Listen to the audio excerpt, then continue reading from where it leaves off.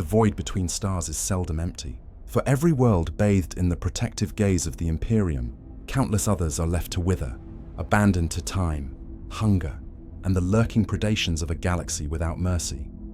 On these forsaken planets, civilization collapses like a star devoured from within, and whispers of ruin echo through empty manufactorums and ruined hive spires.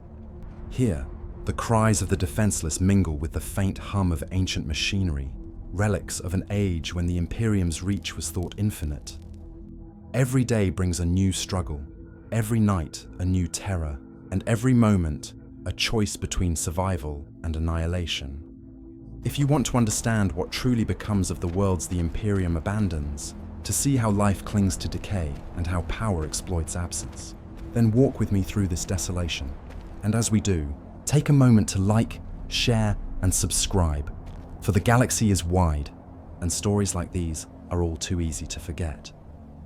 The first thing that strikes you upon entering a forgotten hive world is the silence.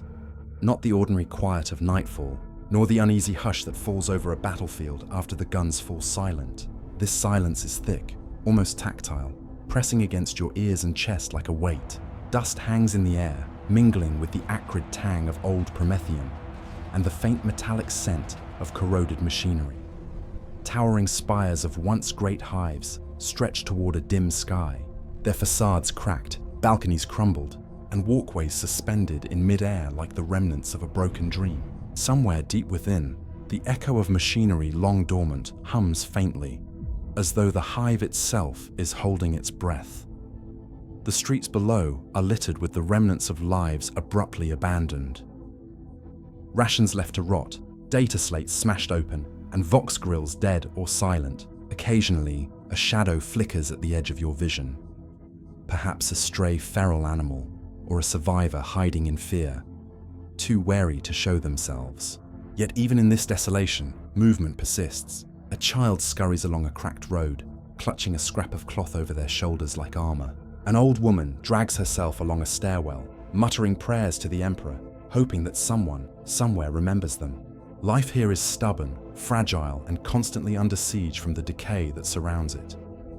Amid the wreckage, the remnants of the Adeptus Mechanicus linger. Servitors, long abandoned by their masters, shuffle across factory floors in unthinking loops. Some sputter to life only to collapse again, gears grinding against rusted joints. There are moments when their eyes, dim red lenses etched with arcane symbols, flicker in a way that feels almost sentient, as though the hive itself is testing any who dare intrude. The air carries an electric charge, a whisper of latent energy that hints at long-forgotten machinery, capable of wonders or horrors. Every step taken in these halls is measured against an invisible balance, each breath a gamble, for in a hive left behind, even the inanimate may hold lethal intent. Yet the human element persists. Survivors move through corridors and alleys with cautious purpose, scavenging what they can from the remnants of a civilization the Imperium deemed expendable. There is no law, no oversight, only an unspoken code: survive, adapt, or die. Faces gaunt and eyes hollowed by hunger and fear pass by, speaking in whispers, exchanging rumors of distant fleets or raiders in the night. Children learn to mimic the movements of the few armed adults, to hide, to steal, to avoid notice. In this environment, innocence is a currency quickly spent, and hope a fragile ember, easily extinguished by the grinding reality of neglect. Above all, attention lingers. Every corner, every ruined factory, and every shadowed alley suggests an unseen presence. The predator, the bandit, or the warp-touched entity waiting for a lapse in vigilance. The world, abandoned by the Imperium, has become a crucible where the smallest decisions determine survival. And as night falls over the hive spires, the echoes of the forgotten rise in a chorus of whispered prayers, frantic footsteps, and the soft, relentless groan of a city trying to remember itself. The survivors cling to life with a grim tenacity, moving through the crumbling hive like shadows among shadows.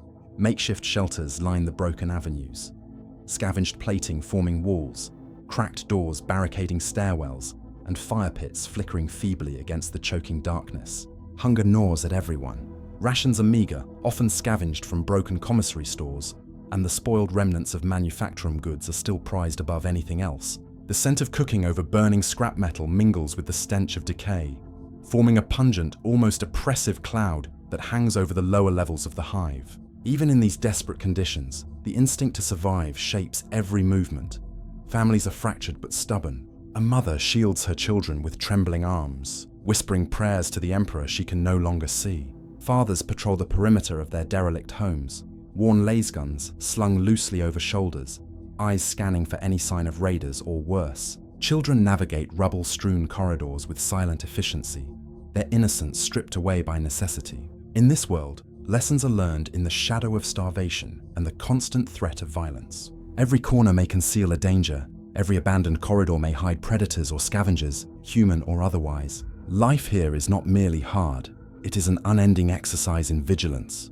Even the ruins themselves seem to breathe against the intruder. Collapsing walkways groan under the weight of wind, and shattered vox grills intermittently emit bursts of static, like whispers of long-dead voices. Servitors wander aimlessly, their movements halting only when a stray scavenger ventures too close. A particularly large manufacturum engine, its gears fused by centuries of rust, shudders occasionally, releasing a hiss of steam that smells sharply of ozone and burnt metal.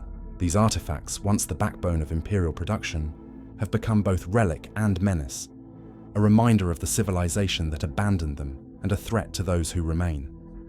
Among the survivors, rumors spread like wildfire, tales of distant fleets glimpsed in the void, of Adeptus Astartes patrols that once passed through the system, or of warp disturbances that bend perception.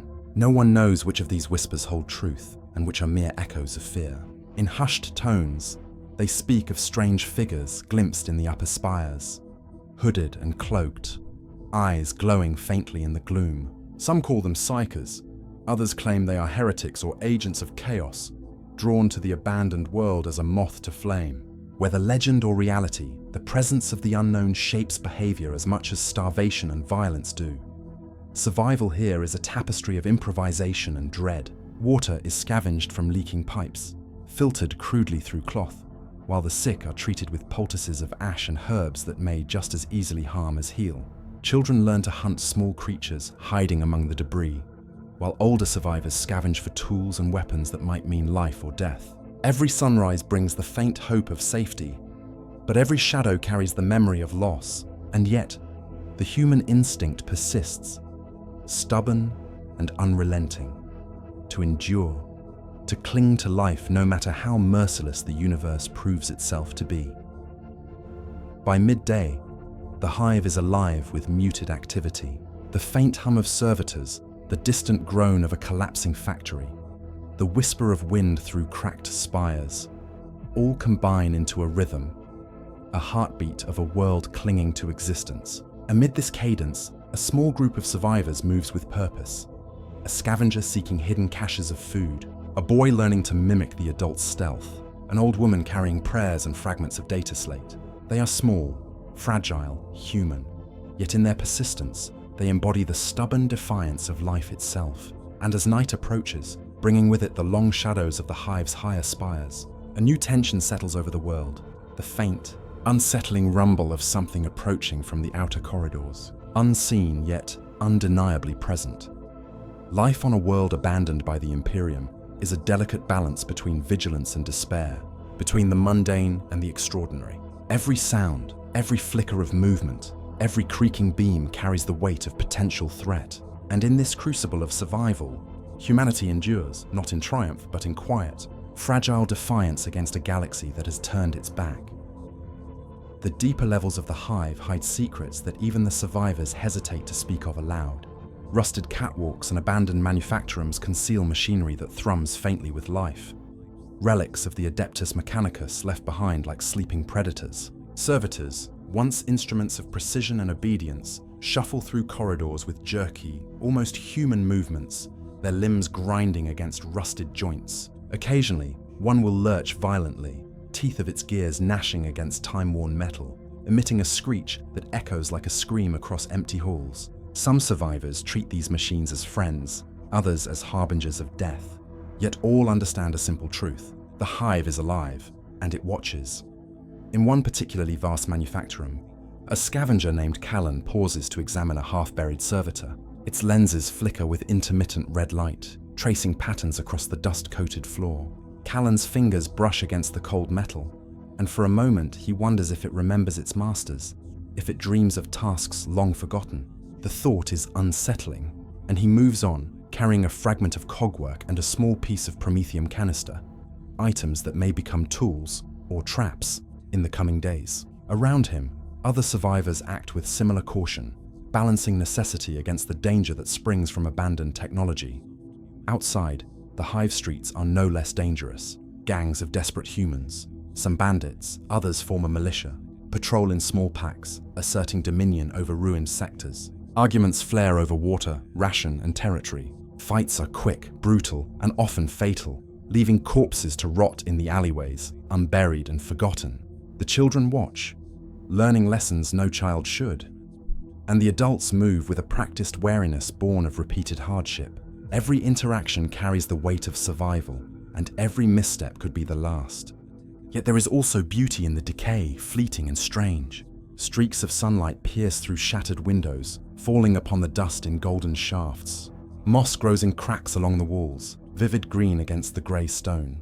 Tiny pools of water reflect the remnants of spires above, catching glimpses of the sky that has long been choked with smoke and ash. It is a harsh, unnatural beauty, one born of neglect and ruin, but it reminds the survivors that life persists, even when the Imperium has abandoned it. Rumors of warp influence begin to creep into the minds of the more superstitious. Shadows seem to linger longer than they should, and flickers of movement catch the corner of the eye. Whispered tales tell of figures who glide without sound, of eyes that glow where no one should be, and of voices that speak in the dead of night. Some dismiss these stories, blaming hunger, exhaustion, or the natural fear of the abandoned. Others nod gravely, adding their own experiences, sudden chills that defy reason, machinery that seems to respond to thought, fleeting glimpses of shapes in the fogged windows of ruined towers. Fear and curiosity entwine, weaving a tension that settles over the Hive like a permanent shroud. As dusk falls, the Hive becomes a labyrinth of darkness and suspicion. Fires burn in the distance, casting long, trembling shadows. The smell of smoke and charred debris mingles with the ever-present tang of promethium. Survivors gather in small clusters, sharing stories in whispered tones, speaking of distant worlds that still thrive under Imperial protection, and of the cruel irony that those worlds, shining like beacons, owe their survival to the neglect of places like this. Every word, every glance is a reminder.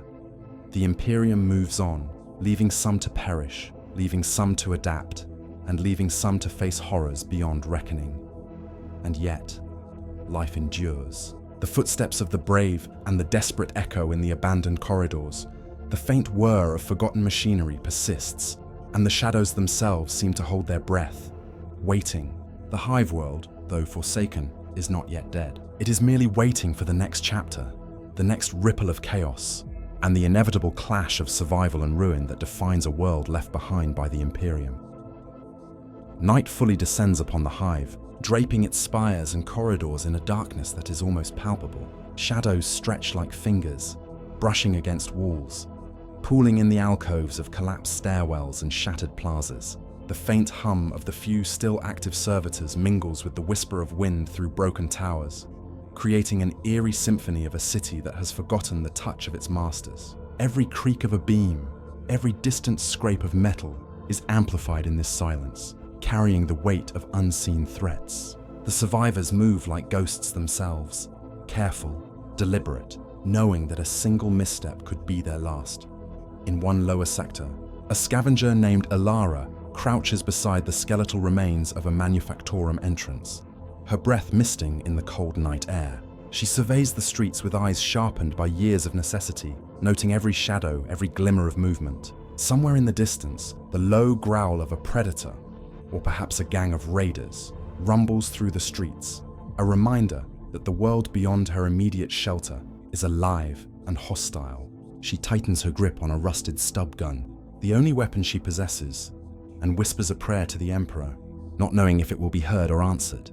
Above her, the upper levels of the Hive are nearly inaccessible, barricaded by crumbling walkways and collapsed lifts. Yet strange lights flicker from the highest spires, as if signaling the presence of those who do not belong. Survivors have long speculated about what may dwell there: rogue Psykers, renegade Mechanicus operatives, or something far older and more dangerous, remnants of the warp seeping into the physical world. The very air seems charged with anticipation, as if the Hive itself waits for some inevitable reckoning. The communal fires burn low in the plazas, their smoke curling into the night sky. Around these weak beacons, survivors huddle, sharing what little they have: scraps of food, fragments of information, and stories of worlds untouched by the Imperium's neglect. Laughter is rare, replaced by tense murmurs and careful observation. Children lie awake on pallets of broken machinery, listening to the adults' whispers, learning that safety is fleeting and trust is a luxury. Each story, each warning, is a thread in the fragile fabric of their survival, holding together a society that the galaxy has long abandoned. But the world is not entirely still. From the shadows, subtle signs of life persist: a scuttling servitor, a glint of movement in a distant alley, the faint glow of something watching from a high window. These small, almost imperceptible details remind the survivors that they are never truly alone, and that danger lurks where least expected. It is a delicate balance. Every step could lead to discovery, every breath to exposure. Yet in this crucible of neglect, humanity endures, honing instincts sharpened by desperation and fear, becoming something both fragile and terrifyingly resilient. As the night deepens, distant echoes carry through the Hive. The sound of metal scraping metal, a child's frightened cry, the whispered prayers of an old woman clinging to the memory of the Imperium. The world, though abandoned, is far from dead. It pulses with life, struggle, and unseen menace. And somewhere in the labyrinthine corridors of the Hive, new threats stir: predators, raiders, and perhaps even warp-touched entities preparing to exploit the vulnerability of a world left behind. The Hive world waits, tense and silent, poised on the edge of another day of hardship and survival. Its streets, spires, and manufactorums hold countless stories, each a testament to life persisting against the void. And as dawn approaches, faint light touches the highest spires, illuminating the devastation while hinting at the challenges yet to come. The survivors brace themselves for another day, unaware that the galaxy beyond their sky has already moved on, leaving them to contend with forces both human and inhuman. The stage is set for the frontier beyond the Hive, a world even more dangerous, where the scars of abandonment stretch across plains and forests, and where survival will be tested in ways the Hive could never imagine. Beyond the Hive's suffocating corridors, the frontier stretches wide and unforgiving.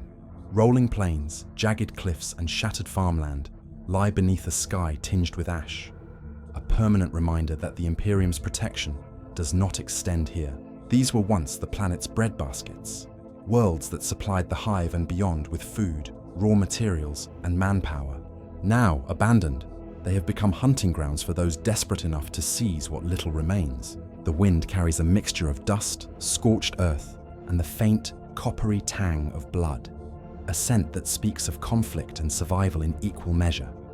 Settlements are few and far between, their walls rudimentary and often failing under time and neglect. Farmers who once tilled these lands now move like nomads, tending what crops they can while remaining constantly vigilant. Wolves and other predators, emboldened by the absence of human control, stalk the edges of fields, picking off stragglers who linger too long.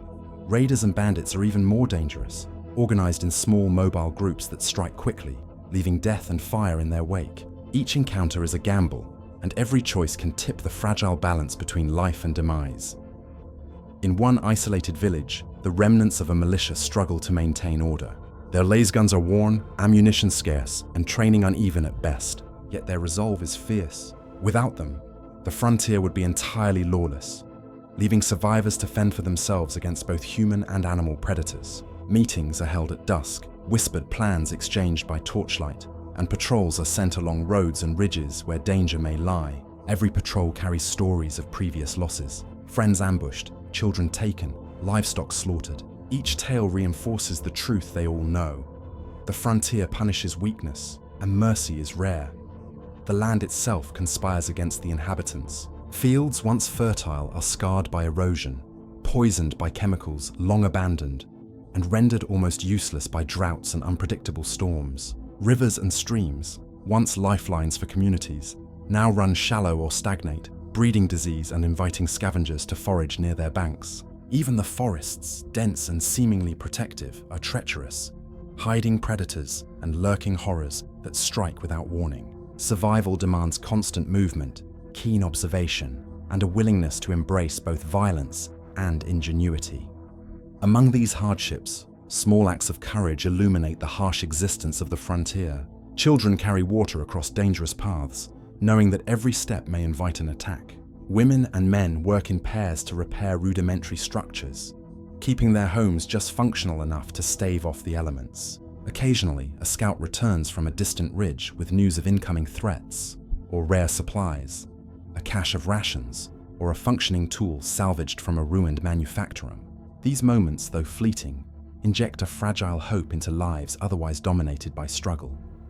Yet even in this wide-open frontier, whispers of the Imperium linger. Some survivors cling to the belief that relief may arrive. A fleet glimpsed on the horizon, a regiment dispatched to reclaim the land, or the distant echo of a passing inquisitor. These tales are more often rumor than reality, but they shape behavior, inspire cautious daring, and reinforce the psychological threads of hope and fear. Every decision, whether to venture into abandoned fields, confront a raiding party, or retreat to the village, carries the weight of possibility, salvation, or annihilation. At night, the frontier transforms into a stage for both human and natural predation. The wind whistles across plains, carrying the distant cries of wolves, the metallic clatter of scavengers combing ruins, and the faint rustle of something unnatural. Survivors huddle together around small fires, sharing stories that mix memory, superstition, and warning. Each ember illuminates worn faces marked by hardship. Each shadowed corner conceals unknown threats. Life here is harsh, raw, and unyielding, yet it is undeniably alive, a testament to the stubborn persistence of humanity when abandoned by the galaxy's greatest power. The frontier, scarred and desolate, is a crucible where desperation, ingenuity, and courage clash daily. The balance of survival is delicate, and every sunrise brings both opportunity and danger. In these lands left behind by the Imperium, humanity is tested as never before, and only those willing to adapt, fight, and endure will continue to see another day. The stage is set, and the players are both fragile and unyielding, ready to navigate the perils that lie ahead in the shadow of the Imperium's neglect. Even the most isolated communities are not safe from the predators that have claimed the frontier. Raiders move in swift, calculated packs, exploiting the gaps left by the Imperium's absence. They strike without warning, raiding farms, burning granaries, and leaving the weak to die. Survivors whisper their names with fear and loathing, recounting tales of entire families slaughtered or dragged off into the wastelands. Weapons are few, and training is minimal, yet courage and desperation compel villagers to stand against them. Skirmishes erupt in the dead of night, punctuated by the crack of laser guns and the clash of improvised blades, a raw ballet of life and death that is both chaotic and painfully precise. The land itself is no ally. Crops, once carefully tended, wilt under erratic weather patterns, scorched by relentless sun or drowned by sudden storms. Rivers, when they flow, carry toxins from decayed manufactorums and abandoned industrial sites, poisoning both humans and livestock. Food is scavenged from ruins, foraged from dangerous woods, or hunted from the increasingly bold predators that roam freely. Every meal is a victory, every failed hunt a warning. Yet, even amid scarcity, there is a rhythm to survival, careful planning, vigilant observation, and the constant readiness to fight or flee. Among the frontier's people, leadership emerges organically. A former sergeant of the Astra Militarum, now reduced to guiding a few dozen families, trains them in rudimentary defense tactics. Scouts slip silently through the terrain, relaying information on bandit movements or environmental hazards. Families cooperate in small enclaves, pooling resources, sharing skills, and maintaining what fragile order they can. Children learn to mimic these tactics, their small hands becoming deft with simple weapons, their eyes sharp for sudden danger. Life here is both a lesson and a trial, demanding adaptability and courage from the very young. Yet, amidst the harshness, there are fleeting moments of human ingenuity and stubbornness. Makeshift traps catch raiders unaware, hidden caches of water are guarded by clever alarms, and salvaged tools are repurposed with surprising effectiveness. Survivors craft rudimentary communication networks, using vox grills scavenged from the Hive worlds, maintaining the faintest threads of contact with distant allies or nearby enclaves. Every innovation is a small rebellion against despair, a declaration that life, even on a forsaken frontier, will not bow entirely to neglect. In the nights, stories ripple through the settlements like a pulse of shared fear and hope. Elders speak of the Imperium's reach and the worlds that remain under its watchful gaze, painting images of disciplined regiments and towering battleships that patrol the stars. Children listen wide-eyed, learning that survival depends not just on strength, but on awareness, cunning, and the ability to read the land. At the same time, the whispers of warp taint and other supernatural disturbances mingle with the tales, giving rise to legends that grow with each retelling, of strange figures glimpsed among the trees, of lights that dance unnaturally in the sky, and of voices carried by the wind that are not human. The frontier is a theatre of endless vigilance. Even the quietest night is deceptive. The slightest rustle may signal a predator, the approach of a bandit, or something far more insidious. Farmers work under the constant pressure of this uncertainty, weighing each action against potential threat. Every journey along the roads is a test of patience, observation, and courage. Survival requires an almost unnatural patience, the ability to move with silent efficiency, and the readiness to confront danger without hesitation. And yet, life persists. Despite the raids, the poison streams, and the hostile environment, communities endure. Children grow into capable hunters and scouts. Adults become cunning strategists. The land is molded into a battleground where humanity struggles for every inch. The scars of abandonment are evident everywhere. Burned fields, collapsed homes, ruined temples, but they do not mark the end of civilization here. They are reminders of what has been lost, and of the resilience required to cling to what remains. The frontier is both a punishment and a proving ground. It tests every skill, every instinct, and every ounce of resolve. And as survivors look toward the distant horizon, where the faint glimmer of Imperial fleets or distant stars might offer hope or simply underscore their isolation, they understand a hard truth. The galaxy moves on, indifferent, leaving these worlds to endure, adapt, and survive as best they can.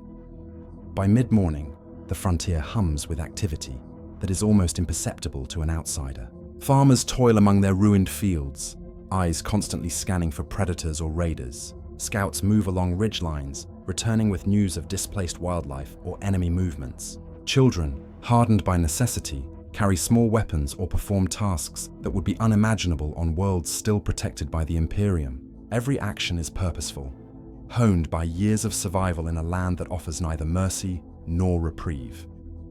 Small skirmishes flare unpredictably, testing both skill and nerve. A raider party, bold and desperate, may strike a farm unguarded, looting what little remains and leaving a trail of fire and blood. In response, the villagers improvise ambushes along narrow passes, using knowledge of the terrain to their advantage. Stones are dropped from cliffs, crude traps are triggered, and laser guns are fired from concealed positions. These encounters are chaotic, brutal, and often deadly, but they teach lessons that cannot be learned in safer worlds. In every clash, the fragile society of the frontier adapts, evolving strategies that rely not on numbers, but on cunning, patience, and courage.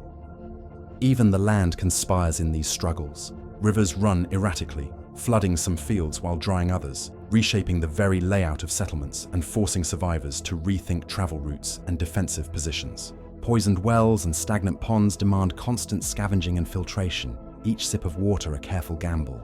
Forests, which might once have provided cover or sustenance, now hide threats both natural and unnatural. Tracks left in mud or dust are studied meticulously, every sound listened to, every shadow analyzed. In this environment, knowledge of the land becomes as crucial as skill with weapons. Among these dangers, the human element remains both fragile and formidable. Leaders emerge not through rank or birth, but through necessity and action. A young woman, formerly a low-ranking servitor handler, directs a small group of defenders to fortify a key outpost. She marks traps, assigns lookout shifts, and coordinates signals using salvaged Vox units. Her authority is earned daily, through decisions that can mean life or death, through acts of courage that inspire others to follow, and through the unspoken understanding that hesitation can be fatal. Every action on the frontier carries weight, shaping survival and morality in equal measure. Amidst the relentless pressure, rumors of warp activity and psychic disturbances continue to unsettle the population. Lights flicker across abandoned fields, inexplicable sounds echo from distant ridges, and occasionally, a villager disappears without a trace. These events fuel superstition, fear, and fascination. Children are warned to respect the land and its unseen inhabitants. Elders offer prayers to the Emperor, and scouts report anomalies with a mixture of curiosity and dread. The frontier becomes a liminal space, where the tangible and the unknowable intersect, where the line between natural and supernatural threats blurs, and where every decision carries profound consequences. Yet, survival fosters ingenuity. Crops are rotated in small plots, using techniques adapted to poisoned soil. Makeshift irrigation channels draw water from distant streams. Traps are crafted from scavenged metal and wood, designed to ensnare both human and animal threats. Every innovation, no matter how crude, reflects the resilience and resourcefulness of a population left to its own devices. Life, though harsh and precarious, persists through these small triumphs, reinforcing a quiet but unyielding defiance against the cruelty of the frontier. By evening, the frontier is a complex tapestry of light and shadow, life and death, hope and despair. Fires burn in scattered settlements, signaling vigilance and survival. The wind carries distant echoes, the howl of predators, the clatter of scavengers, the faint eerie hum of something unfamiliar drifting from the woods. Villagers share meals of scavenged or hunted food, exchange information about threats, and offer prayers to the Emperor, hoping that their faith may yet shield them. Each night is a reminder that the frontier demands constant attention, that survival is a continuous challenge, and that humanity's resilience is its greatest weapon. And yet, as darkness deepens, the horizon occasionally hints at distant light, the glimmer of a fleet, a starship, or perhaps an Imperial patrol passing far beyond reach. For the survivors, it is both a promise and a torment, a reminder of worlds still under protection, and the cruel truth that theirs has been forsaken. In the frontier, life is measured in adaptation, courage, and the ceaseless negotiation between danger and survival, a reality the Imperium has chosen to ignore. Night descends on the frontier with a quiet ferocity, bringing shadows that stretch across fields, forests, and ruined villages alike. The wind carries the scent of ash and scorched soil, mingling with the coppery tang of blood from skirmishes earlier in the day. Fires flicker in scattered settlements, their glow a fragile defiance against the encroaching darkness. Every movement is deliberate. Scouts slip along ridgelines, hunters return from perilous excursions, and families huddle in makeshift homes, each aware that the slightest misstep could spell death. Even the predators of the frontier become bolder as darkness falls. Wolves, packs long emboldened by human absence, prowl along roads and ravines, their eyes glowing faintly in the firelight. Bandits, their movements stealthy and methodical, exploit the cover of night, raiding stores and camps with practiced cruelty. The balance of survival is fragile, held together by vigilance, courage, and sometimes sheer luck. In these hours, experience and instinct are more valuable than strength. The smallest lapse can undo weeks of careful planning. Amidst this struggle, superstition and fear weave into the fabric of daily life. Tales of strange lights in the forests, whispers on the wind, and shadows that move without reason spread quickly. Children are warned to remain indoors after dusk, and elders mutter prayers to the Emperor that may go unanswered. Even hardened militia members hesitate at times, scanning the tree line for signs of what cannot be explained. The frontier is no longer only a test of skill against tangible threats. It is a crucible in which the mind, spirit, and resolve of every survivor are equally tested. Yet, resilience shines through these hardships. Communities band together, sharing scarce resources and pooling knowledge. Makeshift alarms are set along roads, traps are reinforced, and lookouts are stationed at every vantage point. Each action is small, often imperceptible, but collectively they create a network of defense, a fragile shield against the perils that prowl the land. In the firelight, children practice movements taught by adults, learning to navigate shadows, observe silently, and react swiftly. Survival here is both a physical and psychological education, molding the young into beings capable of enduring the unforgiving world. By the late hours, whispers of the warp begin to intrude. Subtle, fleeting distortions ripple across the horizon. A flicker of unnatural light dances among the trees. Sounds echo that cannot be traced to any living creature. Stories of rogue Psykers and strange figures grow in frequency. And though some dismiss them as superstition, a gnawing unease persists. The frontier, abandoned by the Imperium, is fertile ground for the unnatural to take root. While the survivors' focus remains primarily on tangible threats, an intangible menace simmers beneath the surface, waiting for opportunity. And yet, the night is not devoid of human triumph. Small victories, a successful hunt, the repair of a water channel, the safe return of a patrol, remind survivors that agency still exists, even against overwhelming odds. These moments of accomplishment, however fleeting, reinforce a stubborn determination to endure. Life on the frontier is never easy, but every day survived is a victory against both neglect and nature, against humanity's own fragility, and against the creeping chaos that watches silently from the shadows. As dawn begins to touch the horizon, a tentative light casts long, pale fingers over the devastated plains. The wind carries the first birdsong in weeks, tentative and cautious. Survivors begin their day again, prepared to face hunger, raiders, and the unpredictable wrath of the land itself. Yet beneath these challenges lies a deeper unease, a whisper that hints at something larger, something not yet fully revealed. The frontier, for all its scars and trials, is merely the prelude to dangers that reach beyond the physical, into the psychic and the unknown. The stage is set for the next chapter, where the tangible struggles of survival intersect with the insidious threats of the warp. The frontier has shaped the inhabitants, tested their courage, and hardened their resolve, but even they cannot yet anticipate the horrors and mysteries waiting in the shadows of a galaxy abandoned by the Imperium. The frontier's nights had grown stranger. Shadows seemed to shift with intention, and the air itself vibrated with a subtle tension, a low hum that the wind could not account for. Survivors whispered of flickering lights in distant forests, of figures glimpsed at the periphery of vision, and of voices carried by the wind that spoke in tones that were almost human, but not quite. Fear, once rooted in hunger or raiders, now had a new shape, an intangible creeping dread that pressed against the mind and tested sanity. This was the first sign that the warp had begun to intrude, bleeding its presence into a world already scarred by neglect. Rogue Psykers, once hidden or contained by the Imperium, began to emerge from the shadows. Some were children, their abilities uncontrolled and dangerous. Others were adults who had turned to the warp out of desperation or curiosity.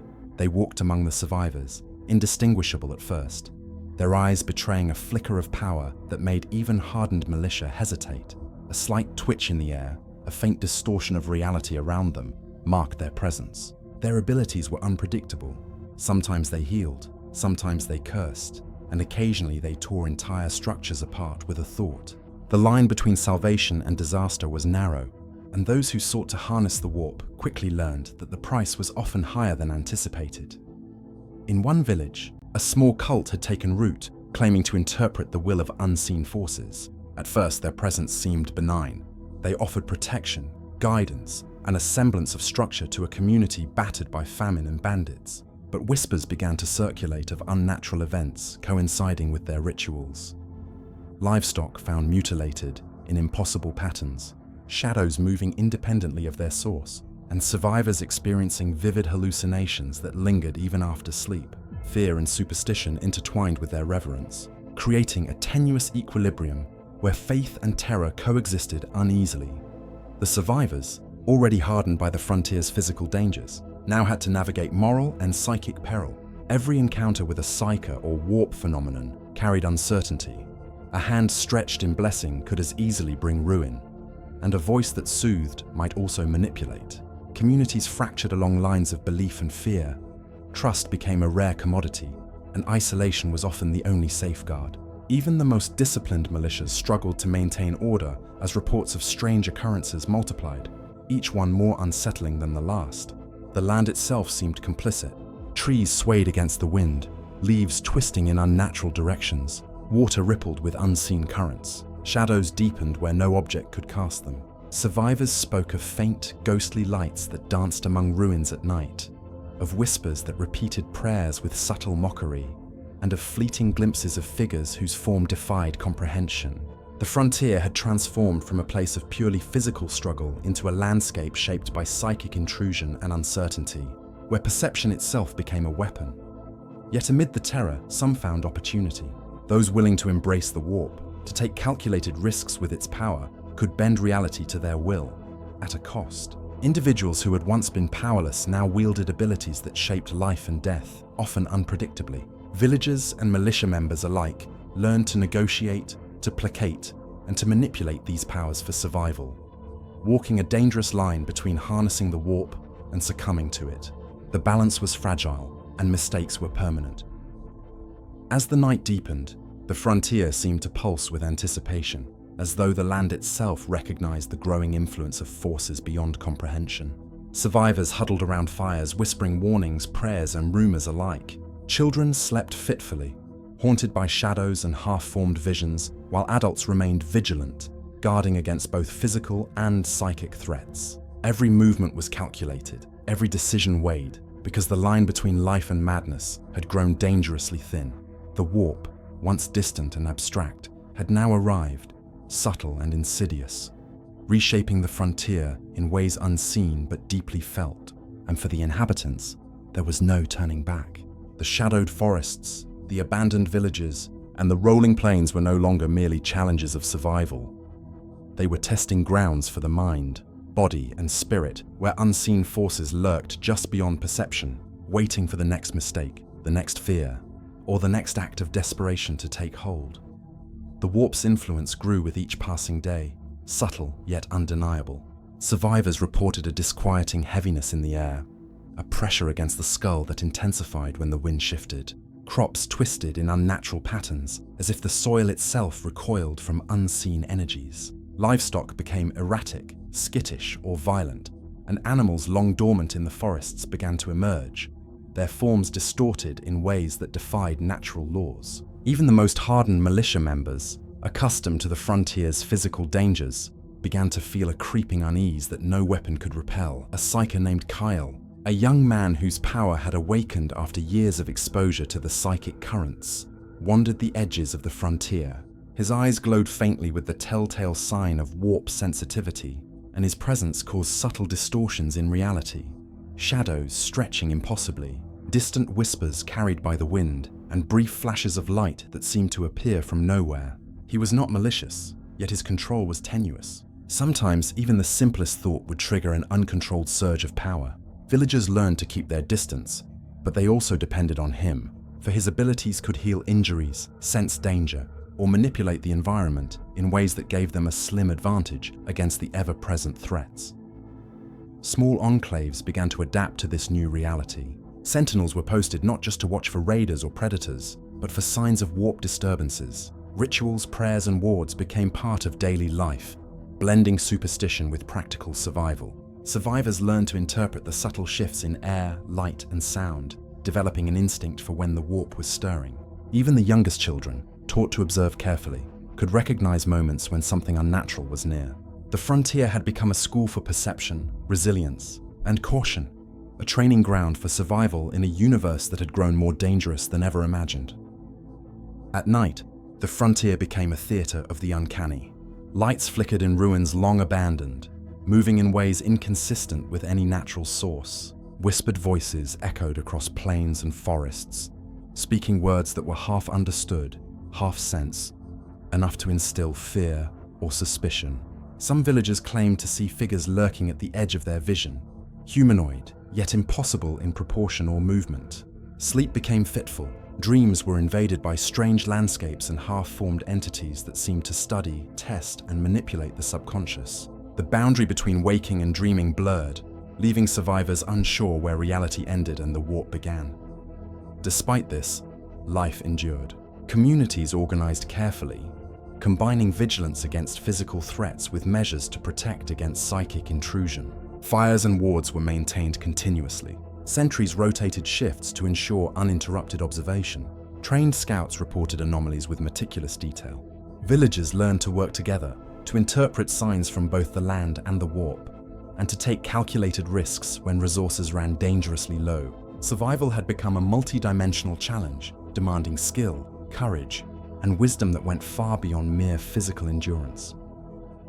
Rumors began to circulate of larger phenomena, small warp storms, distortions in the night sky, and areas where the laws of physics themselves seemed to bend. Some speculated these were premonitions of larger incursions, perhaps heralds of forces that had long been kept at bay by the Imperium. Others feared that the frontier itself had become a focal point for chaos, a nexus where neglect and desperation combined to invite powers beyond comprehension. Fear and fascination intertwined, creating a culture that valued both reverence and vigilance. As dawn approached, Kale stood at the edge of a ridge overlooking the frontier plains. The land stretched endlessly, scarred and wild, a testament to abandonment and resilience alike. Shadows shifted unnaturally across the terrain, and the faint hum of psychic energy vibrated through the air. Survivors below began their morning routines with cautious efficiency, their instincts honed to respond to both visible and invisible threats. The frontier had changed irrevocably. No longer merely a test of survival, it was now a crucible where the mind, body, and spirit were forged in the presence of the warp. The stage was set for further conflict, not just with raiders, predators, or the land itself, but with forces that defied understanding. The shadows of the warp loomed over every step, every decision, every heartbeat, and the inhabitants of the frontier, though resilient and cunning, would soon discover that survival in this forsaken world demanded more than courage. It required the ability to confront the unimaginable and endure where even hope seemed fragile. The influence of the warp began to manifest in ways that were both subtle and terrifying. Forests along the frontier twisted overnight, trees bending at impossible angles, their leaves whispering in languages that no living creature could understand. Streams ran backwards in brief moments, then resumed their normal flow, leaving strange sediment and traces of alien energy behind. Villagers spoke in hushed tones of lights that lingered in ruined watchtowers, flickering like candles in impossible patterns, as if forming messages meant only for those attuned to the psychic currents. Fear and fascination grew together, binding communities to both caution and curiosity. Kale continued to navigate the delicate balance of his powers. The psychic strain of the warp weighed heavily upon him. Every step, every thought required discipline and control. A flicker of anger or a moment of hesitation could trigger distortions that endangered the very people he sought to protect. Villagers relied on him, yet treated him warily, recognizing that the same abilities that healed or shielded could just as easily destroy. His life had become a constant negotiation between intent and consequence, an existence perpetually on the edge of both salvation and ruin.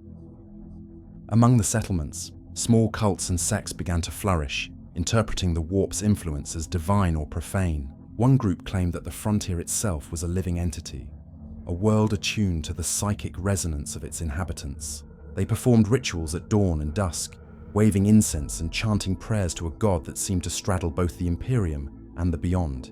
While some found comfort in these practices, others feared their influence, suspecting that the cults might inadvertently amplify the warp's presence or attract the attention of entities that were best left undisturbed. Trust became an even rarer commodity than before. At night, the frontier's dangers multiplied.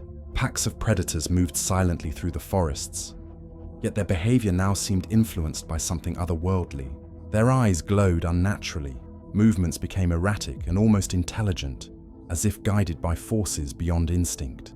Raiders who once prowled without fear found themselves stalked, and some disappeared entirely, leaving behind only scattered gear or strange symbols etched into the earth. Survivors whispered that the warp itself was hunting, testing, and shaping the land, and that nothing here remained untouched by its influence. Kale often ventured into the most remote areas, seeking anomalies and attempting to stabilize pockets of psychic disturbance. Each excursion revealed further horrors: twisted terrain, apparitions of beings long dead or never truly alive, and the remnants of rituals that had gone disastrously wrong. Villagers, already hardened by frontier life, watched him with a mixture of awe and apprehension. understanding that the warp was no abstract threat. It was immediate, pervasive, and personal. Every day brought new lessons about perception, trust, and the fragile nature of sanity when the line between reality and psychic influence blurred. Despite the omnipresent danger, life persisted. Villagers adapted to the new order, combining mundane survival skills with measures designed to counter psychic intrusion. Fires and wards became ritualistic, their placement carefully calculated to disrupt warp currents. Scouts were trained to recognize subtle changes in terrain and behavior, and children learned the importance of silence, observation, and instinct.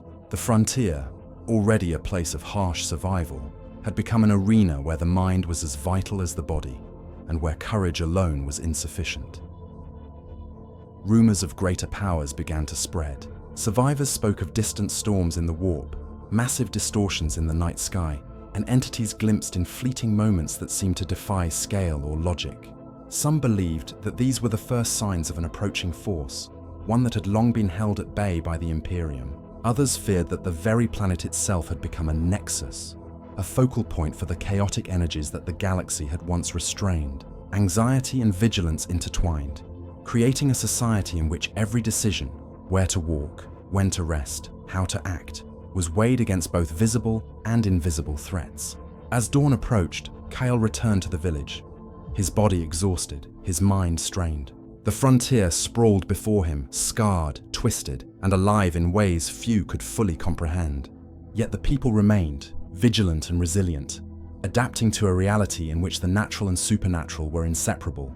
They had survived the hunger, the raiders, and the predatory wildlife, and now they faced a new crucible, the warp itself. And in the quiet moments before the sun rose fully over the jagged plains, the unspoken question lingered: who would endure, and who would be consumed by the shadows of a galaxy abandoned by the Imperium? The morning light spilled over the frontier, casting long, pale rays across fields scarred by both neglect and psychic disturbance.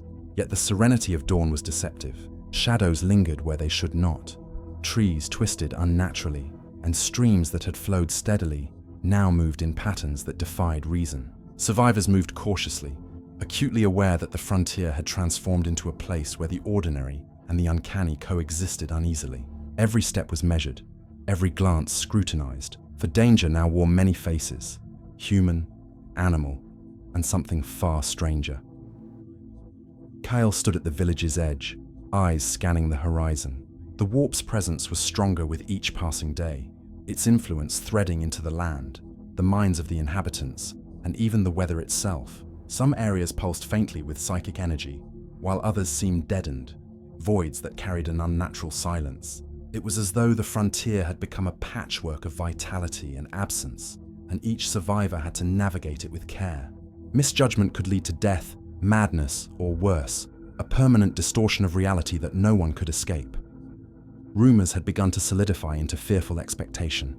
Strange storms appeared in the distance, shifting and twisting across the plains with a fluidity that seemed alive. Shadows moved independently of the sun, and figures, sometimes humanoid, sometimes grotesquely alien, were glimpsed at the edges of vision. Some villagers whispered that the frontier had become a nexus of chaos, a place where the warp had seeped through the fabric of reality itself. Others believed that this was merely a prelude, a warning of forces yet to manifest fully. Regardless of belief, all understood that the familiar rules no longer applied here. Despite the omnipresent danger, small acts of courage and adaptation persisted. Scouts returned from patrols with careful reports of disturbances, marking areas to avoid or approach cautiously. Families reinforced homes with scavenged materials, setting wards and alarms to detect both human and unnatural threats. Children trained under watchful eyes, learning to move silently, observe patterns, and respond with precision. In the face of incomprehensible power, the frontier's inhabitants had developed a fragile resilience, a blend of skill, instinct, and hope that allowed them to endure each day. Yet even resilience has limits. Individuals exposed to warp anomalies for too long began to show subtle signs of strain. Eyes flickered with unnatural color. Whispers followed them even in silence, and sudden bursts of emotion or psychic projection startled friends and family alike. Some feared these were the first stages of corruption, the warp's way of claiming what it could not destroy outright. Others saw it as a dangerous gift, a tool to navigate the increasingly hostile world. In either case, the thin line between utility and destruction became painfully evident. By nightfall, the frontier had taken on an almost sentient quality. The wind whispered across ruins, carrying faint echoes of lost voices. The forests seemed to watch, and shadows shifted in ways that made the mind question perception. The inhabitants, though skilled and wary, felt the oppressive weight of forces they could neither see nor predict. Every choice, every movement, was influenced by a combination of human cunning and psychic uncertainty. Even simple actions, collecting water, tending crops, moving livestock, required vigilance, ingenuity, and the acceptance that chance could render all effort meaningless in an instant. Kyle, weary yet determined, walked among the villagers, offering guidance, caution, and occasionally, small acts of psychic intervention.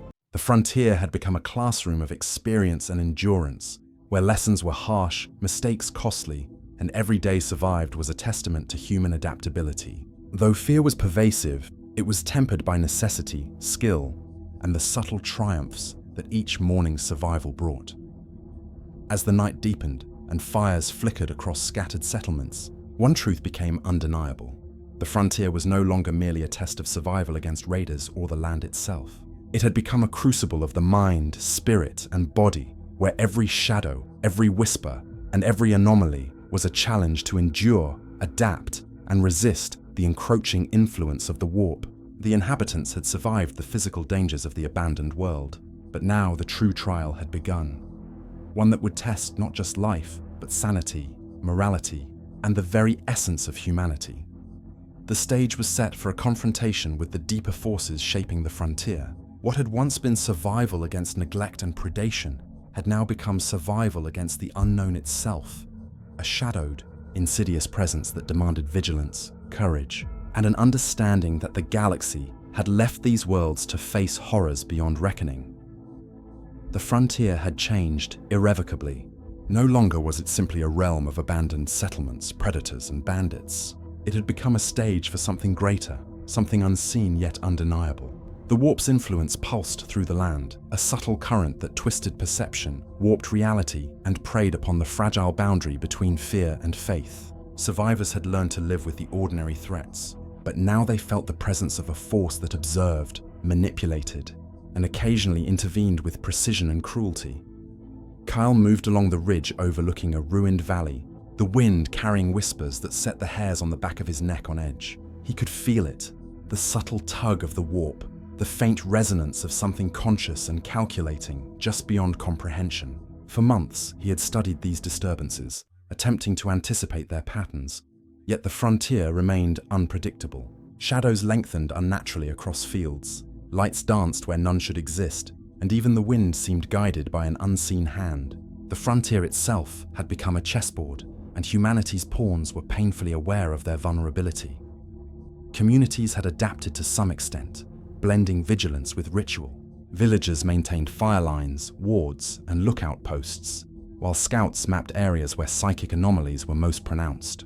Yet no preparation could entirely guard against the subtle manipulations of the warp. Doors that had been bolted would open on their own. Livestock would vanish despite guards. Children would speak in languages that were not their own, their eyes reflecting an intelligence that chilled even the most seasoned adults. These occurrences were rare but profound, reminders that the frontier was no longer governed solely by the laws of nature or human reason. Rumors of the unseen hand spread quickly. Survivors told tales of entities glimpsed in fleeting moments, humanoid in shape but impossibly tall, moving with preternatural grace. Shadows that acted independently of their source, whispers that carried knowledge of events yet to occur.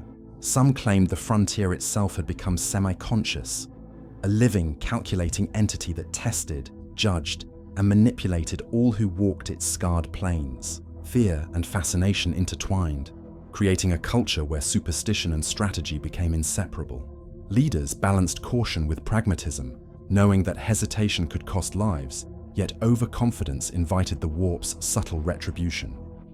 Kale's abilities, while invaluable, were not a shield. Each use of his power left residual strain, and the frontier seemed to anticipate his movements, pushing him to the limits of endurance. At times, he would intervene to protect a village or guide a patrol, only to find that minor disturbances followed, reshaping the environment in ways that undermined his efforts. It was as though the unseen hand tested him, nudging events along invisible lines to see how he, and the survivors, would respond. Every day became a delicate negotiation between human agency and forces beyond comprehension. Nightfall brought an eerie clarity to the frontier. Shadows deepened, moving independently of light. Fires flickered, as if in response to unseen observers. The villagers' whispers became a constant hum, blending with the wind and creating a dissonant soundtrack of fear and vigilance. Even seasoned militia members found themselves hesitating, unsure whether the threat was corporeal or spectral. Every decision, where to post a lookout, when to travel, how to distribute rations, was influenced not only by logic, but by the subtle manipulations of the unseen hand. Survival had become a game of intuition, adaptation, and above all, caution. Despite the pervasive tension, life endured. Scouts returned with vital intelligence. Farmers harvested what meager crops survived, and communities maintained fragile routines of survival. Small victories provided fleeting reassurance, yet every success carried the shadow of uncertainty. Had they truly acted of their own accord, or had the unseen hand guided their decisions? This doubt gnawed at morale, sharpening instincts while eroding confidence. In a world abandoned by the Imperium, it became clear that humanity's greatest adversary was no longer merely neglect or predation. It was manipulation, subtle, insidious, and inescapable. As the first light of dawn crept across the jagged frontier, Kyle paused to observe the land below. Ruined villages, twisted forests, and scarred plains stretched endlessly, each corner a potential trap, each shadow a potential observer. The unseen hand had left its mark on everything: the land, the minds of the inhabitants, and the delicate thread of hope that tethered them to survival. And as the wind whispered through the valley, carrying distant echoes of both threat and opportunity, it became evident that the true test of the frontier had only just begun, one that would challenge not only survival, but understanding, perception, and the fragile boundaries of human resilience. The frontier had grown into a world of perpetual tension, where every sound, shadow, and movement carried multiple meanings. Villagers moved carefully through ruined streets, their steps measured, their eyes scanning both the natural and unnatural. Children, taught from a young age to observe with precision, could sense subtle shifts in light, air, and sound that hinted at the warp's presence. The very land seemed alive, bending to an unseen intelligence, its contours shifting in ways that confounded even the most experienced scouts. Kale, ever vigilant, walked among the survivors, offering guidance and subtle intervention where needed. His power allowed him to sense disturbances, to anticipate danger before it became immediate. But each act came at a cost. The warp left residue, echoes of psychic energy that lingered long after a surge had passed, affecting not only the land, but also those who lived upon it. Villagers learned quickly to respect both his abilities and their limits, understanding that reliance on power carried as much danger as ignorance. In the forests beyond the villages, anomalies grew more frequent and unpredictable. Trees bent in impossible geometries, their branches forming cages of shadow and light. Animals behaved unnaturally, hunting with coordination that suggested intelligence beyond instinct. Sometimes hunters reported sightings of figures, tall, thin, and impossibly still, whose eyes glowed faintly, observing from just beyond the tree line. A chill would spread through the forests, and even the wind seemed to carry a deliberate presence, as though guiding or shaping events with intent. These were not mere hauntings. The frontier itself had become a sentient test, its rules unknowable, its judgments subtle but inexorable. Among the settlements, small cults had flourished, interpreting the warp's manifestations as divine communication. They performed nightly rituals, marking boundaries with symbols and chanting prayers that echoed unnaturally through the valley. Some villagers found comfort in these rites, while others feared their power. Every ritual, every gesture became a negotiation between hope and danger, a fragile attempt to assert some measure of control over forces that could neither be seen nor fully understood. Kyle often intervened to stabilize dangerous pockets of psychic activity, but even he could not predict the warp's next move.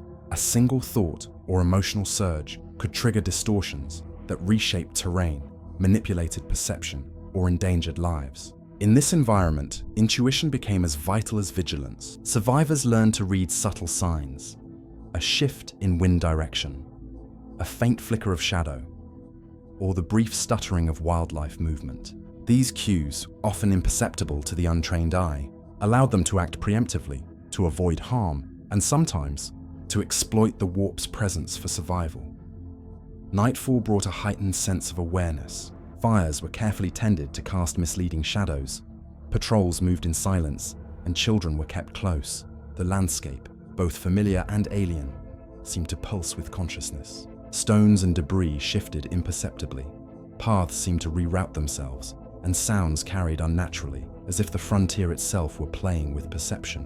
Each night was a test of courage and patience, where both failure and success had immediate consequences.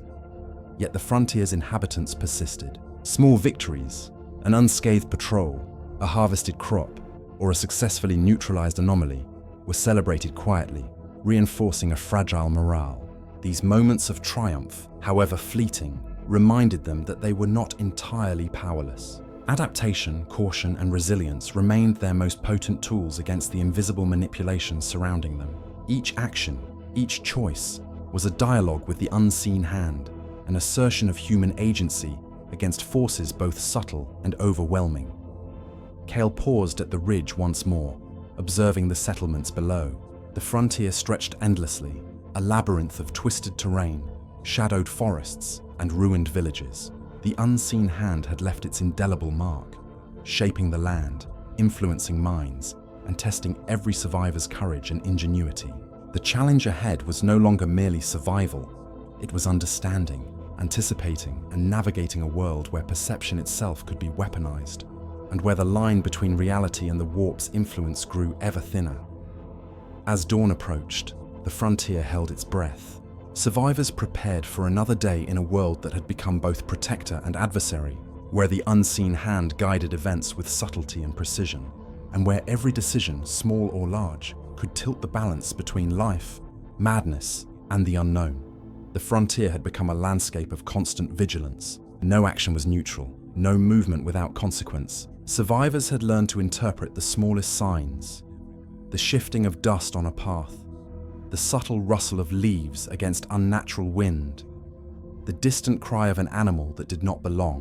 Every detail was a potential warning, a guide to survival, or a hint of the unseen hand manipulating events from beyond perception.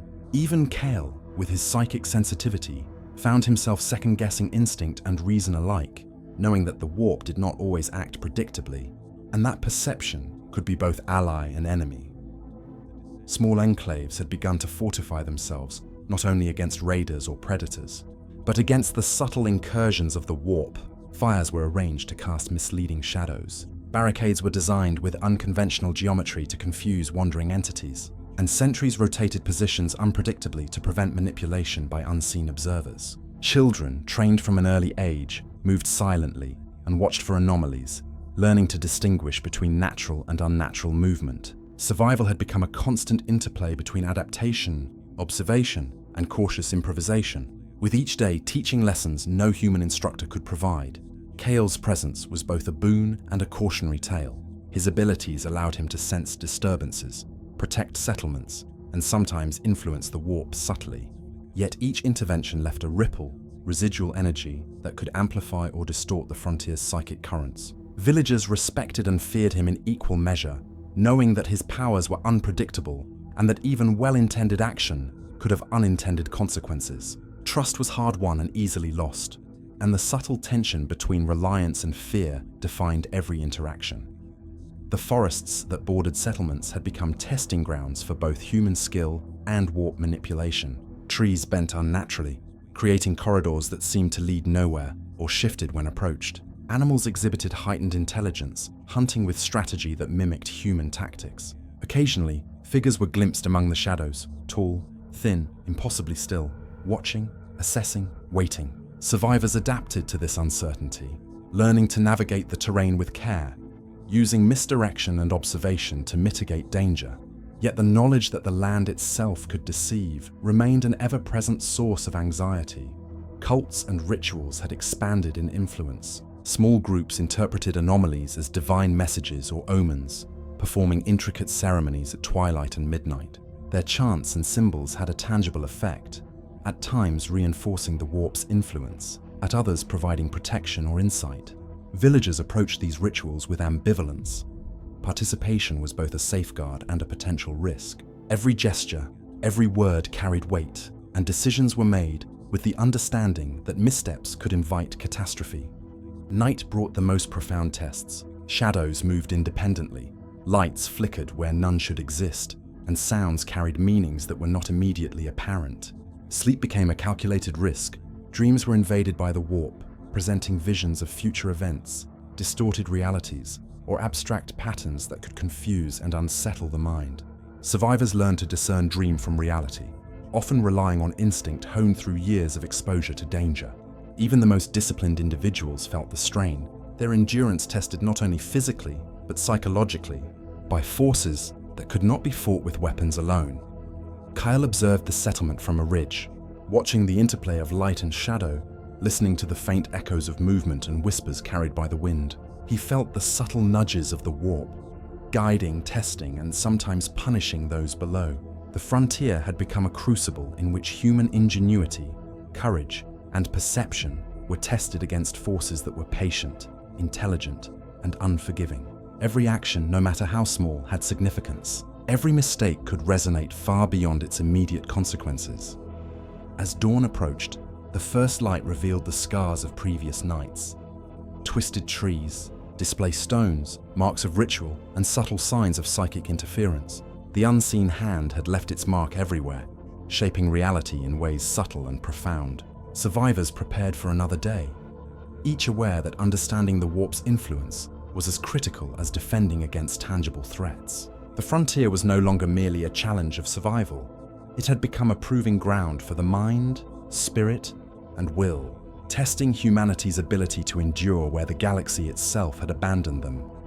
Night settled over the frontier with an almost sentient weight. Shadows deepened unnaturally, and the wind carried whispers that seemed purposeful, deliberate, as though guiding or testing the inhabitants. Villagers huddled in their makeshift homes, wary of both the natural dangers that had always stalked them and the new, insidious threats emerging from the warp. Every flicker of light, every rustle in the darkness became a test of perception and nerve. The frontier, abandoned by the Imperium, was no longer merely a battlefield for survival. It was a proving ground for the human mind and spirit. Kyle walked among the settlements, his presence simultaneously comforting and unsettling.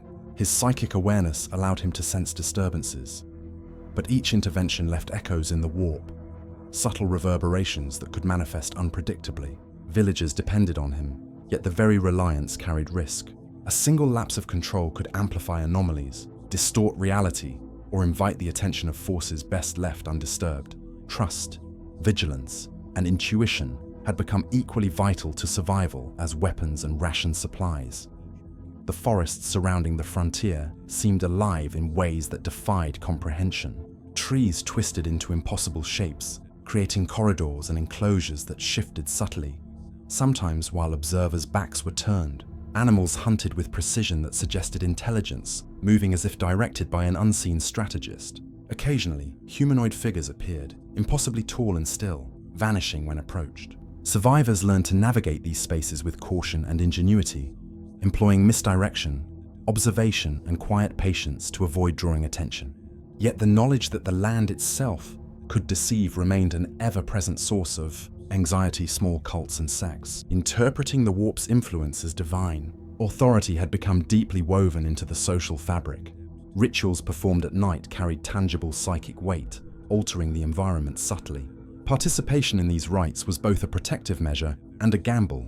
Missteps could attract harm or amplify existing anomalies. Villagers negotiated a delicate balance between reverence, caution, and practical survival, each action steeped in awareness of unseen observers and manipulative forces. As the night deepened, anomalies became more pronounced.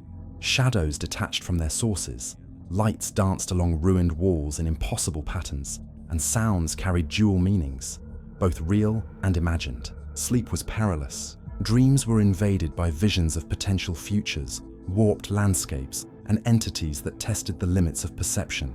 Survivors learned to distinguish between dream and reality, relying on instinct sharpened through years of exposure to danger. Even the most disciplined individuals felt the warp's pressure, their endurance tested psychologically as much as physically. By dawn, the landscape bore the marks of the unseen hand. Twisted vegetation, disrupted soil, subtle psychic disturbances lingering like ghosts across the plains. The frontier, already scarred by neglect and human struggle, had been reshaped by forces beyond understanding. Survivors, hardened by necessity and guided by intuition, prepared for another day, acutely aware that the challenges ahead were no longer purely physical. The frontier demanded mastery not only over survival, but over perception, morality, and the tenuous balance between courage and fear. Kale observed from the ridge, the weight of responsibility pressing heavily on him. Every intervention, every decision, carried consequences far beyond immediate comprehension. The warp's subtle manipulations had made the frontier both an adversary and a teacher, testing ingenuity, patience, and resilience. Each shadow, each whisper, each anomaly was a challenge that demanded respect, caution, and wisdom. The inhabitants were no longer merely surviving. They were learning to endure, to anticipate, and to act in a world where reality itself could betray them. The stage was set for the final chapter. The frontier's trials had evolved from simple survival to a confrontation with forces unseen, yet omnipresent. The warp's influence, patient and intelligent, would soon push the inhabitants toward choices and confrontations that could determine not only their survival, but the very nature of the frontier itself. The unseen hand had guided, tested, and shaped them, and the culmination of its subtle manipulations was only beginning to reveal itself. The frontier, scarred and twisted by years of neglect and warp influence, stood at a precipice. Its inhabitants, once mere survivors of bandits, famine, and predatory wildlife, now faced a deeper reality. The galaxy had abandoned them, leaving them to endure forces both visible and intangible. Kale observed from a ridge overlooking the valley, noting the subtle shifts in terrain, the flickering of unnatural lights, and the faint hum of psychic energy that threaded through the air like an invisible river. This was no longer a world merely left behind. It was a crucible, testing the limits of human resilience, perception, and morality. Settlements, once scattered and fragile, had coalesced into clusters of wary communities. Wards, rituals, and patrols formed a delicate lattice of defense, blending human ingenuity with superstition and psychic insight. Every choice carried weight: where to position scouts, when to harvest crops, how to distribute scarce resources, and when to risk confrontation with the anomalies that grew bolder each day. Each decision was a negotiation with the unseen hand, an acknowledgement that survival required more than courage. It demanded anticipation, subtlety, and the willingness to embrace uncertainty. The warp's influence had reached a crescendo in certain areas. Forests seemed alive with intent, shifting subtly when unobserved, while rivers occasionally flowed backward, depositing strange sediments that defied natural processes. Livestock moved unnaturally, hunting in ways that suggested intelligence, and some animals bore markings and patterns that resembled sigils or warnings. Villagers spoke of fleeting visions, phantoms of the dead, impossible geometries, and whispers that predicted events before they occurred. Fear and awe were inseparable, and communities had learned to navigate the delicate boundary between respect and paranoia. Kale's role had evolved from protector to mediator. His psychic sensitivity allowed him to anticipate disturbances, to advise settlements, and occasionally to intervene directly. Yet each act carried a residual cost, energy left lingering in the warp. Anomalies shifted subtly, and minor disruptions sometimes amplified in unpredictable ways. His presence was a lifeline, yet a reminder that even the most capable among them could not fully control the forces at play. Trust was measured carefully, reliance tempered with caution, and every action scrutinized for unintended consequences. Rumors circulated of distant warp storms, massive distortions that seemed to ripple across the horizon with a consciousness of their own. Travelers reported landscapes that had shifted dramatically overnight, and some claimed that entire sections of the frontier had become uninhabitable, transformed into zones of psychic instability where perception itself was unreliable. It was as though the galaxy had left these worlds not merely abandoned, but as testing grounds, places where human endurance, ingenuity, and adaptability would be stretched to their absolute limits. At night, the frontier became both theatre and participant in a subtle, relentless contest. Shadows moved independently, fires flickered as if aware of observers, and sounds carried double meaning, real and warped. Dreams were invaded by visions of possible futures, distorted landscapes, and beings whose motives were unfathomable. Even seasoned scouts found themselves questioning the reliability of perception, while children learned to navigate instinctively, guided by patterns imperceptible to those less attuned. The frontier was a masterclass in survival, but one taught by cruelty, ambiguity, and relentless pressure. Despite these trials, human resilience remained evident. Villagers adapted, innovated, and persisted. Patrols returned with valuable intelligence. Crops were harvested despite distortion in the land, and rituals, when performed correctly, created brief pockets of stability. The frontier demanded vigilance, ingenuity, and moral flexibility. Sometimes survival required acts that were brutal, cunning, or ethically ambiguous. Every day endured was a victory, but each came with the knowledge that forces beyond comprehension waited for any lapse in focus, courage, or wisdom. Kyle surveyed the settlements, noting the careful balance of survival strategies, psychic awareness, and human ingenuity. The frontier was no longer a world merely forsaken.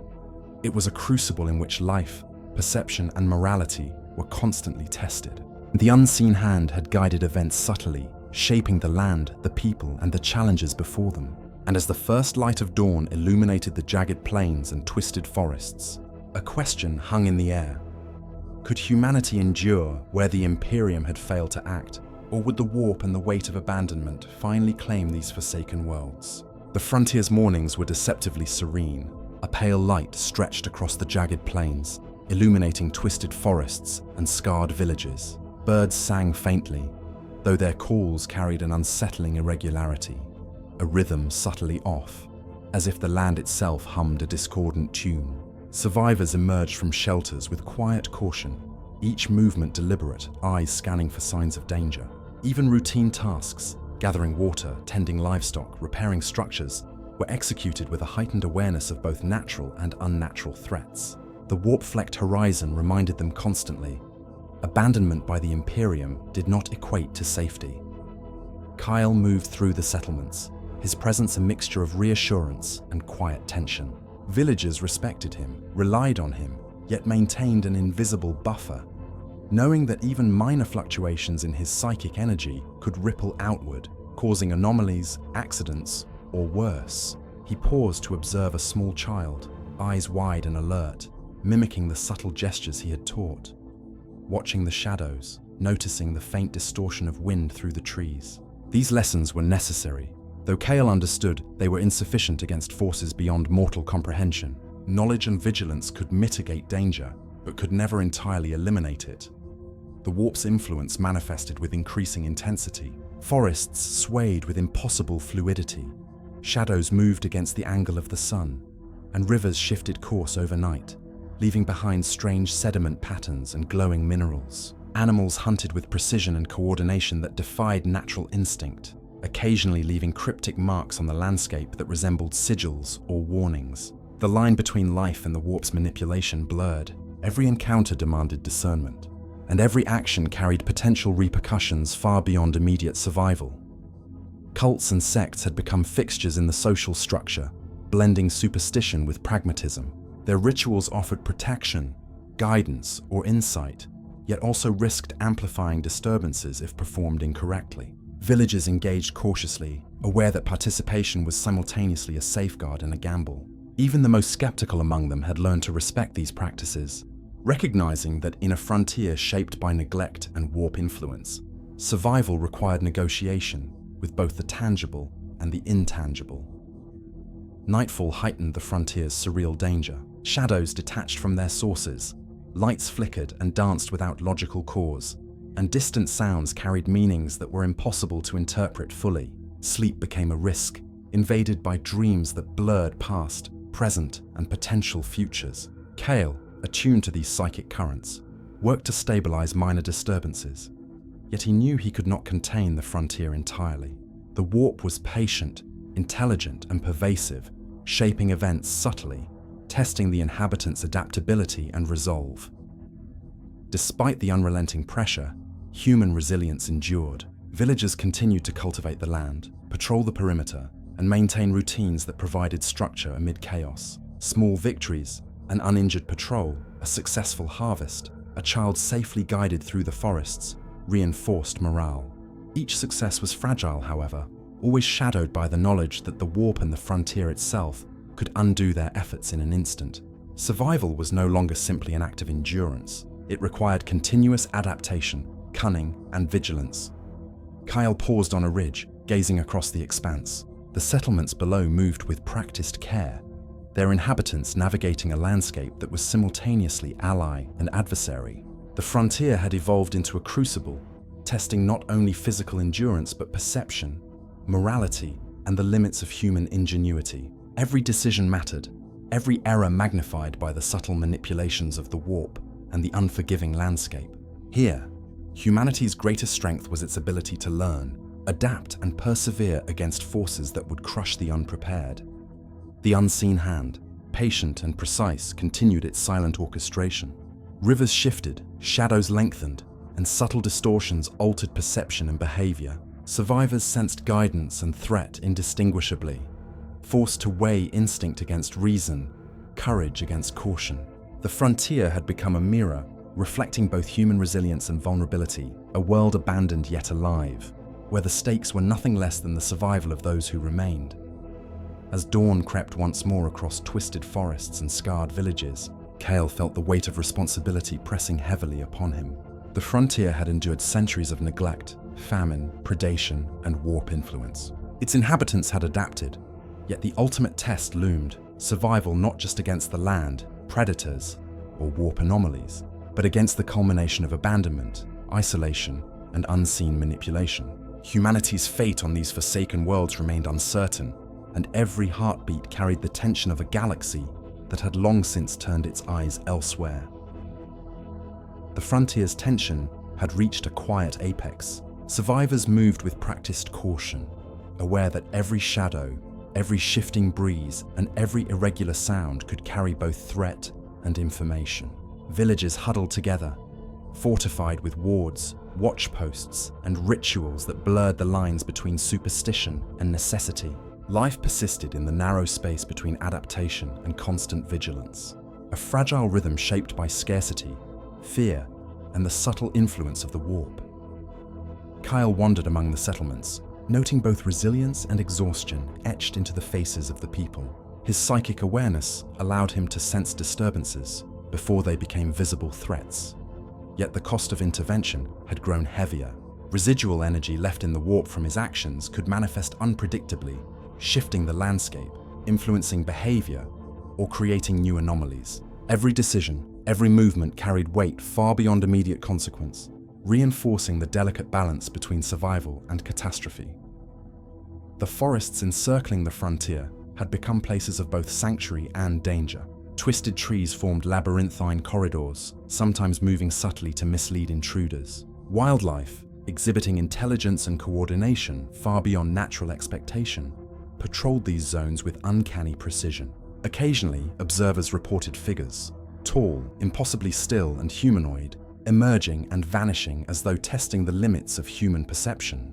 Villagers learned to navigate these regions with patience, misdirection, and careful observation, understanding that the land itself had become both adversary and instructor. Cultic groups continued to influence social cohesion and survival strategy. Rituals performed under moonlight or in sacred groves were believed to reinforce protective wards or to provide insight into warp-induced disturbances. These rites carried real consequences, often subtle yet profound, affecting both the environment and the psychological state of participants. While some embraced these ceremonies with devotion, others approached with caution, aware that missteps could amplify the dangers lurking unseen. Participation became a calculated risk, a negotiation between faith, pragmatism, and the need for survival. Nightfall brought the greatest tests. Shadows lengthened unnaturally, fires flickered unpredictably, and distant sounds carried layered meanings that confounded the untrained ear. Sleep offered no refuge, as dreams were invaded by warped visions, glimpses of possible futures, distorted landscapes, and incomprehensible entities observing or testing the mind. Kale, attuned to these psychic currents, attempted to stabilize minor disturbances, yet he knew the frontier's influence could not be fully contained. The warp, patient and deliberate, orchestrated events that challenged perception, morality, and adaptability in equal measure. Despite these pressures, small triumphs sustained the inhabitants. Patrols returned safely, crops were harvested against challenging conditions, and children learned to navigate both natural and psychic threats. Each success was fragile, easily undone by a misstep or by the subtle manipulations of the warp. Yet these victories reinforced resilience and resourcefulness. Humanity's survival required more than endurance. It demanded ingenuity, vigilance, and the ability to act decisively in a landscape where reality itself could betray expectation.